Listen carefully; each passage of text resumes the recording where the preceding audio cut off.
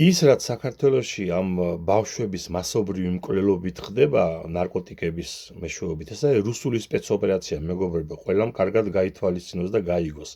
გაიაზრეთ ეს გია ყრუაშვილის შვილიშვილის ტრაგიკული გარდაცვალების შესახებ გამოაქვეყნე პოსტი და დიდი გამოხმაურება მოყვა, სადაც გია ამბობდა, რომ ნარკოტიკების გავრცელებაში ჩაითრიეს მისი შვილი. აი ეს რუსები რო არიან შემოსულები და ქალაქის ცენტრში სარეკლამო ფირნიშები ვით რომ აქვს წაწერილი ყველა კედელზე და კუთხეში მათი საიტის მისამართი ელექტრონული რომ ბავშვები ბარიგებად დაასაქმონ და პარალელურად მათ შესვამენ ხოლმე ამავე ნარკოტიკზე და ასე ბრუნავს მათი ყიდველებიც არიან და მათი გამავრცელებლებიც. ეს ყველაფერი რუსული სპეცოპერაცია. თქვენად გაიხსენეთ აფხაზეთის ომის დროს რამდენი ნარკოტიკი შემოუყარა რუსეთმა იქ შესულ ქართულ გვარდიას და იმას რა მხედრიონს და როგორ გაუბედურა ხალხი. გემახსოვრებათ ხო ეს ყველაფერი. ეს მიზანმიმართულად კეთდება რომ ნარკოტიკებით მოახდინონ ჩვენი ერის დეგრადაცია. საქართველოში ამერიკის შეერთებული შტატების მონაცემებით არის 250,000-ზე მეტი ნარკომომხმარებელი. აქედან 50,000-ზე მეტი ინტროვენული ეგრეთ წოდებული მძიმე ნარკოტიკების მომხმარებელი. ეხლა ეს ყველაფერი რაც კლავს ბავშვებს, მრავალმა მითხრა მომწერა, რა ვიცი, კახეთში აგერ 5 ახალგაზრდა დაიღუპა კიდევ.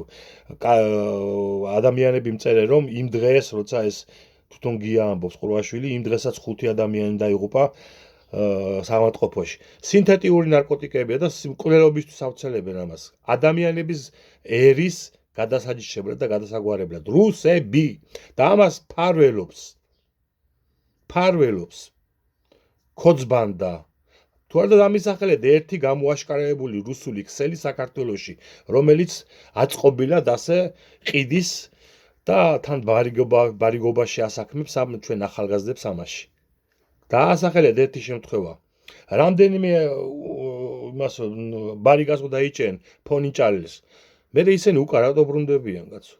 თუ პატრონის შეცვლის ეს არის სპეცოპერაცია ეს რომ ის რომელიც მანამდე სხვა პატრონის საფარქვეში მუშაობდა, ეხლა იმუშაოს ახალი პატრონის საფარქვეში. მორჩა არაფერი ნარკოტიკებთან ბრძოლა საქართველოში არ მიმდინარეობს. ეს არის კატასტროფა.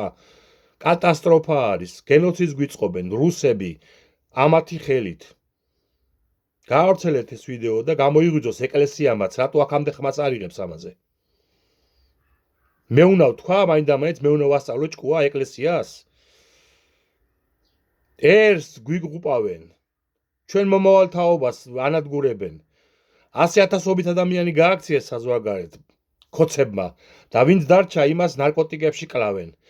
დანარჩენ ნაწილს კიდე იმაში რა ქვია კოლ-ცენტრებში ამუშავებენ და ასე გადააგვარეს ერი. და პოლიტიკურმა პარტიებმაც უნდა გააკეთონ ამაზე სპეციალური ბრიფინგი, რომ ამოიღეთ ხმა. კლავენ. რეალურად გვანადგურებენ რუსები და ქოცები ერთად.